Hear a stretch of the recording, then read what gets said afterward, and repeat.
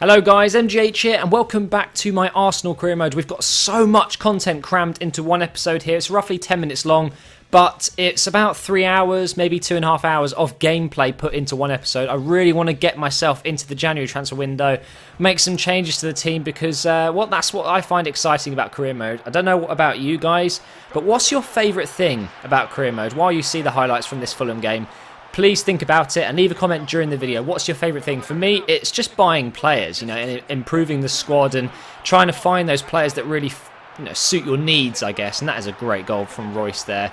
Diaby's been playing a lot for me recently. I've had so many injuries to my defenders. He's actually been playing as a centre-back. Don't know what he was doing there, but he played a part in that goal. It was brilliant. And Fulham, by the way, they're not doing too well in this career mode. They seem to be like bottom half of the table. But I thought I'd play this game because I didn't want to sim another away match and lose. So Gabbiadini there makes it 3-0 in 36 minutes. That is mental.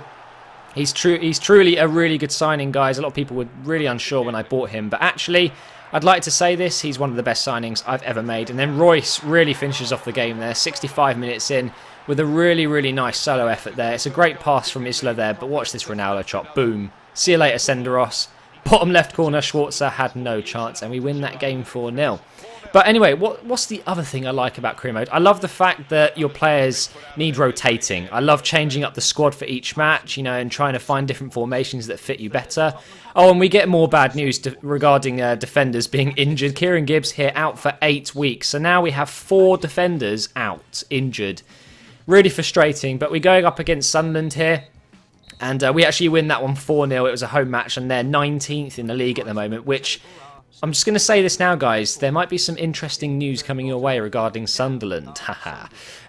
We also know that we're already through in the Champions Cup, so there's no point in playing the last 2 games. But if we won that match, which we just did against Porto, it means we are definitely going through in first, which we are. We won. We then simmed the match against West Brom and unfortunately dropped points. We dropped 2 points there. And then straight after that, it said time for change at Arsenal. The fans and the pundits believe that I need to get some new defenders, which is exactly what is wrong with my team at the moment. But it's not because I don't have any. It's because they're all freaking injured, which is an absolute joke.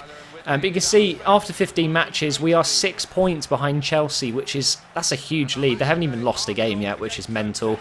But I'm sure we'll try and catch them up, and maybe when we come up against them in January, which is during the January transfer window, we will hopefully beat them, and by then hopefully be top of the table, maybe just second still, but get closer. We're against Stoke here at home. I thought this would be an easy game to sim, but again, I wasn't in the mood for simming too many matches. I wanted to play some of these matches, and Stoke at home, I thought, why not? They're a difficult team. It'll be a bit more of a challenge. They're a very strong team, very pacey.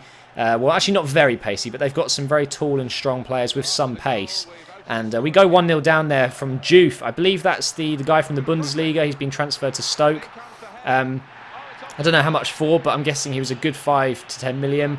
Really good player in Ultimate Team. But you can see we're in the second half already, and we are still 1-0 down, which hasn't happened to me for ages. And all these clips you're seeing are me just struggling, trying to get a goal, even just a shot. We finally go through with Koch there, and Begovic is equal to the shot there, and he just keeps that one out. And I just could not score all the way into the 90th minute. At this point, dropping 3 points against Stoke at home. But what do you need in the 90th minute? You need a bit of Fellaini. Look at that. Oh, man. How many times has Fellaini pulled me out of a ditch and helped me when I'm low? Fellaini has been the man every single time. Think all the way back to that Champions League match against Real Madrid in the final, where he equalised in the 90th minute. Took us to extra time, and of course we went on and won that cup. Fellaini's a big guy, and he's up there in the big occasions, and there's absolutely no way in hell am I ever going to sell Fellaini in this career mode. And like I've said in previous videos, I think I'll probably re-sign Fellaini in other career modes in the future, but he gets us a point there. But to be honest, I probably deserved all 3. I did play better than Stoke, it's just I just could not score. Simple as that. You'll see the stats here. I had 4 shots on target apparently, but only 9 shots. It felt like I had literally 20 shots that game. They literally had only 2 shots, and both were on target, of course, because it's the CPU. So it was a bit of a piss take. We got our last group game in the Champions Cup here. Pointless playing because we're already guaranteed first, but we still win that match, even with Well, I didn't put up my full first team, but we still get the win there. And we get 1.5 million added to our transfer budget. How awesome is that? So that will come in handy in the January transfer window. Now we sim against bottom of the league, Blackburn. 4-0 there. Ramsey getting a goal. He comes on as a substitute and scores in the 88th minute. Diaby gets himself a goal while playing as centre-back, which is pretty awesome. I'm guessing it was most likely a header from a corner maybe or something like that. But now we have a game against Liverpool, and I'm going to be doing extended highlights for you guys in this match, because all the matches that's happened in this episode so far, it's all been just the goals and, hitting posts and bars and stuff. I want to show you some proper highlights. Now, I put up a relatively strong team, not the strongest, but, Liverpool are, I think they're 11th. I think we'll see the league table in a second. They're not doing too well at all. Where are they? Yeah, they're 11th. They weren't even in the top 10. So, although Liverpool have a decent squad, they're really struggling in this campaign. But I wasn't going to take them lightly. They've got a good team. They don't have Suarez. They sold him to Real Madrid, I think it was, for around 35 million. Suzo's in the first team, so clearly they are lacking a few other players because he's not going to be rated that highly yet in this. I think it takes him about 5 seasons to reach around the 80 mark, so still 2 more seasons to go. But this game was good fun. Liverpool, I love playing at Anfield. Oh, I'm going to sneeze. Oh, don't sneeze, Matt. I love playing at Anfield, and that's another reason why I really wanted to play this match and show you guys the highlights. Because although I was pretty much favourites to win this match, playing at Anfield is awesome. I think it's my favourite stadium in FIFA, or one of them at least. I love the red nets. I use Anfield on Ultimate Team sometimes as well, which is pretty cool. But we go through on goal here with Doumbia, and I try to run it around Reina. But as you know, Reina's pretty quick off the line. He's a pretty pacey keeper. I've played him as a striker before on Ultimate Team, if you think back to my goalkeepers video, and he was actually pretty good. And Doumbia, again, going through on goal there, his pace is it's too much for Agger or Skirtle. But Reina parries the shot wide there, but we get the corner. Whip that one in, and Witsel just can't get enough power on that, and Reina grabs it, no problem. So at this point, pretty even. We're both having chances. Talking of chances, Asaidi's going to go down the wing here versus Isla. Cuts inside to Suso, back to Asaidi, and Chesney pulls off one of the best saves of the season so far, and then the rebound is offside. That was very, very close, almost going 1-0 down again, which doesn't happen to me very often, but we obviously just went 1-0 down at Stoke. We didn't want to repeat that again at Anfield here. I just wanted to get the result here and move on because we're so close to the January transfer window. And look at that. What is that? I was through on goal and his leg just expanded and grabbed the ball. I have no idea how that works. It defied physics. Podolski goes down the left wing here. I thought, right, near post shot. So close to going in. But Reina, again, making, I think it's already like the 5th save of the game in 38 minutes. It was just another one of those matches where the EA or FIFA gods were against me. There was no way I was going to score just an easy goal. I'd have to really fight for a goal.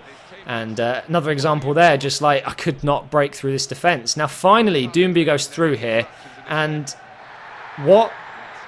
How the hell is that a yellow card? That is bullshit. And you know what we do when there's bullshit, guys? Sound that freaking alarm. Look, what the fuck? How can you run into a player when their foot is high and you get the yellow card? He has obstructed me. That is absolute bullshit. It's FIFA AIDS right there. I would have been possibly through on goal because Agger is not as fast as Doumbia. That was the bullshit alarm, perfectly used, okay? That was absolutely ridiculous. I have no idea how Doumbia could be yellow carded for that. But we moved on into the second half here. Cox playing around with Skirtle. And it's a really good cross, but Doumbia wasn't quite ready for it. And I would love to say Doumbia, the poacher that he is, scores. But nope, again, it's just one of those matches where we're struggling to score. And then further on into the second half here, we do get some more chances. Gervinho's, I've brought him on as a substitute, as you saw a second ago, but he shoots it straight at Reina. He's absolutely useless. I would sub him off, but I've already used my 3 subs. And then Doumbia once again in the 82nd minute, but again, Reina makes the save. Absolutely unbeatable at the moment. I just could not get the ball past Reina. He was just stunning. But look at this. Man United were beating Spurs 5-0. Now, bear in mind, Spurs and Man United are fighting for 4th and 3rd at the moment in this Premier League. So that's pretty amazing, 5-0. I hope Arsenal can beat Spurs 5-0 when we play them next week. So that'll be interesting. But the game did finish 0-0, guys. And as you saw there, Reina had about freaking 60 saves. But that's going to wrap up the episode, guys. Thank you so much for watching. Now, regarding my desk, I want to give you guys a quick update. As you know, I've been waiting for a new desk. It's been a nightmare. I've been let down by companies, and now I finally got my desk, but the company forgot to send me the freaking screws and bolts. So as I'm recording this, it's Tuesday. It should go up today. I'm getting the screws and bolts tomorrow, and I should be able to put the desk together. So it's looking good.